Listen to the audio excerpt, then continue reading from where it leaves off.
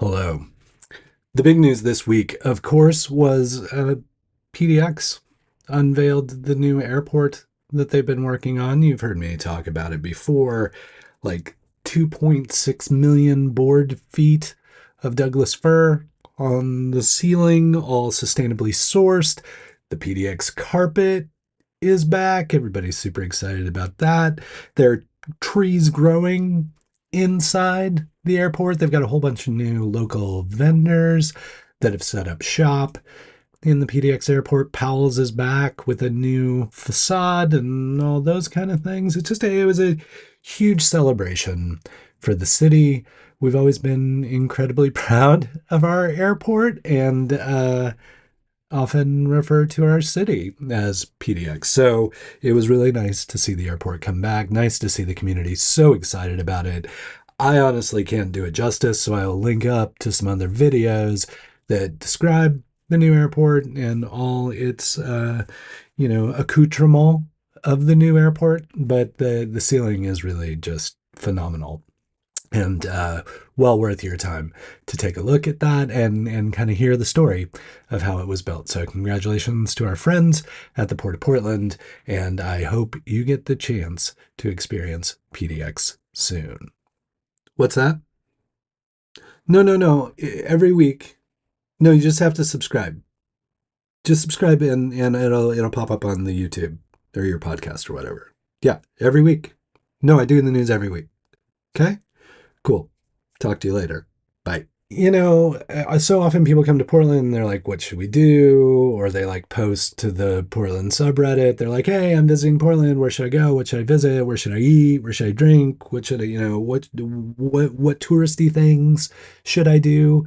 But I'll be quite honest, as somebody who lives in Portland, where every single day I'm like, somebody told me about this new amazing restaurant, or somebody told me about this new amazing store, or what about this coffee shop, or this new brew pub, or whatever. Like, it's hard as a local to make these decisions. That's why I'm really happy to announce that Travel Portland has put together an app to help us all, tourist or local, figure out things we could be doing near us. And it's called the Near Me Now app from Travel Portland. It's available on iOS and Android. It's also a web-based app. So even if you don't want to be surfing it on your phone, you can do it from your web browser or from your desktop. Really like a great collection of coffee shops, restaurants, retail locations, bars, tourist locations, just all kinds of things to remind you, if you live in Portland, to remind you how great it is here. And if you're planning to come visit us in Portland, just a really great way to start planning your trip and identifying some places you might want to eat and grab coffee and drink and visit and all that kind of thing. So make sure and swing by Travel Portland, grab that app, start planning what you're going to see. Or if you're here in Portland, maybe go check out the app and figure out what you're going to do this weekend. Okay, this one's just kind of a teaser. I know news is coming, but I can't talk about it. I know it's coming next week, but I just want to give you a heads up that if you've been curious, if you've been like, I remember you talking about that Portland Metro Regional Innovation Hub thing. What's going on with that? Well, actually, a lot. There's been a ton of activity around that over the last few weeks in a very positive way that I can't quite yet talk about. But I should be able to talk about it next week. So please remain patient for just a little longer. And hopefully, by the time I'm recording the show next week, we'll all be able to talk a little bit more about the Regional Innovation Hub here in Portland. And who knows, I may even have some information about the other regional information hubs throughout the state, because they're going to form like a network of activities. So not only will you, as somebody who's pursuing innovation in the Portland area, have access to this hub to get you connected and point you in the right direction for resources and those kind of things. The idea is that this network of regional innovation hubs is going to work together to help everybody in the state. So I'll definitely have more on the Portland Metro Regional Innovation Hub, but I may have some details on some of the other hubs as well. we'll just have to wait and see. We'll see what happens. See what happens next week. I can't predict the future. I'm just telling you, I've been advised that there may be some news coming out. So I just want to give you a heads up. Just keep it between you and me until it's an actual thing, but I trust you. But show up next week. Let's chat a little bit about the regional innovation hub stuff. Cool? Cool. In startup-y kind of news, an organization that's very near and dear to the Portland startup community has rebranded yet again. Now, this organization originally started by a group of startup founders who kind of came to the conclusion that if business was going to continue to be combative with local government, then things weren't going to get done as quickly or as easily as they should be. And so their hypothesis was, what if we had an organization that enabled government and business to work together, to collaborate, to work to solve problems as a team rather than casting aspersions and blame amongst one another? And so those founders got together. They created what they originally called the Portland Independent Chamber of Commerce, which came up with just like a cute little acronym, PEACOCK. And so PEACOCK initially started doing the work, kind of started testing this hypothesis, and lo and behold, it worked. And some amazing things started to happen. The community kind of rallied around it. Back in those days, a lot of PEACOCK's activity was activating the community. They would say, hey, this food cart pod is at risk, so everybody should go eat there this weekend. Or this amazing young dancer is looking to get to New York for a competition, so we should kick in and help fund that. Or how can we help our friends at Street Roots when it's cold outside and they need supplies? So really community-oriented kind of activities that brought the business community, but particularly the Portland startup community, into a role of really being a good steward of community. And so with PEACOCK seeing that traction and that success, they decided to formalize the organization, and it became Business for a Better Portland. Business for a Better Portland continued to kind of expand its purview. It really started focusing time and energy on brick and mortar, Main Street businesses. So maybe not just tech startups, kind of where it started, but also expanding to local retail and craftspeople who are important to our economy, who are really the lifeblood of our economy here in Portland.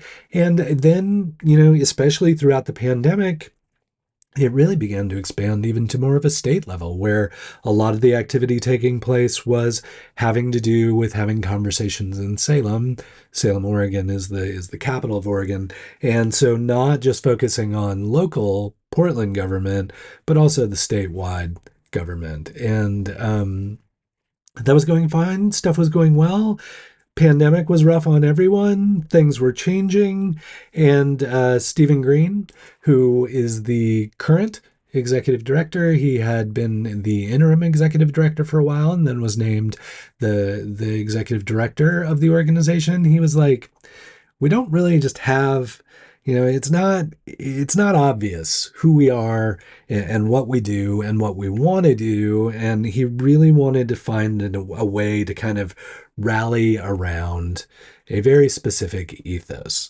And so he and the new board kind of took on this effort of rebranding the organization once again. And they did it most obviously by simplifying the name. It's now Better Portland.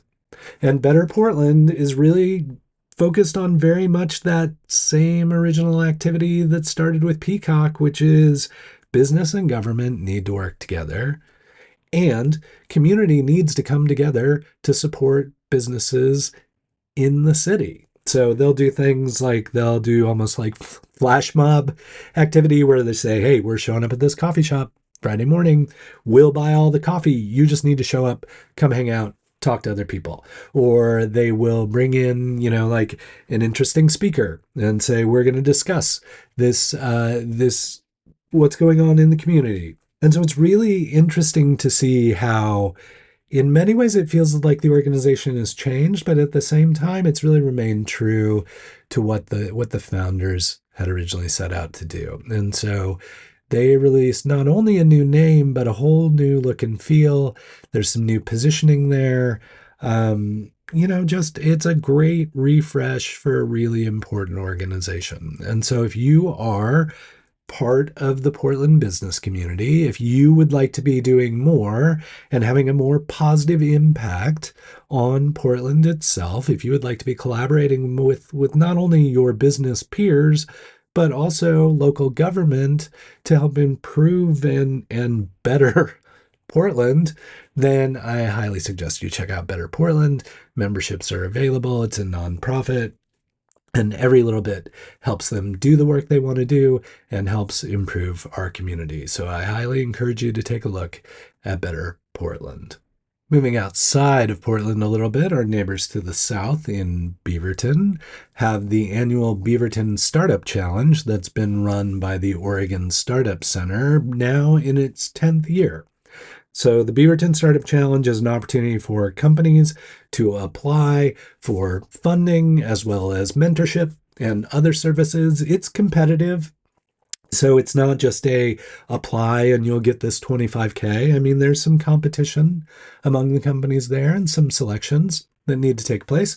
But if that sounds interesting to you, if you're building an early stage startup and you'd like to spend some time in Beaverton with the Oregon Startup Center and you would like $25,000 to fund some of your activity, then I suggest you take a look at the Beaverton Startup Challenge and submit your application. It's always an interesting crop of companies they choose every year, and I can't wait to see who they pick this time around.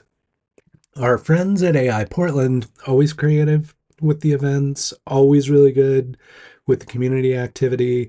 So it should come as no surprise that AI Portland has put together a new event that kind of embodies the good old fashioned science fair vibe. They're inviting people to participate in this science fair with their AI projects or with their concepts about artificial intelligence or machine learning or large language models or what have you, but really doing it with the good old school science fair kind of feel. Obviously, having a trade show floor of all kinds of interesting AI science experiments and things of the like. I would imagine there'll be judges with clipboards wandering around and judging things and passing out prizes and those kind of things as well. Because I mean, what's a science fair without clipboard wielding judges? I mean, really. So, if that sounds interesting to you, that's coming up in September, I believe. I don't have the date written down, but we've got some time now. I'll definitely make sure and link it up so that you can RSVP. But even more importantly, if you have a science project that you would like to have appear on the trade show floor, there's a form you need to fill out, a submission form, and I would encourage you to do that as soon as you possibly can because I know there are going to be plenty of people who want to show off their interesting AI science experiments at the AI Portland Science Fair. So that's it for this week. It was very not quiet, but like there was just like a lot of like a dull roar of news throughout the week. So we got through it pretty quickly. And I hope you had a good week. I hope you're hanging in there. And until we get the chance to chat again, please keep up the good work.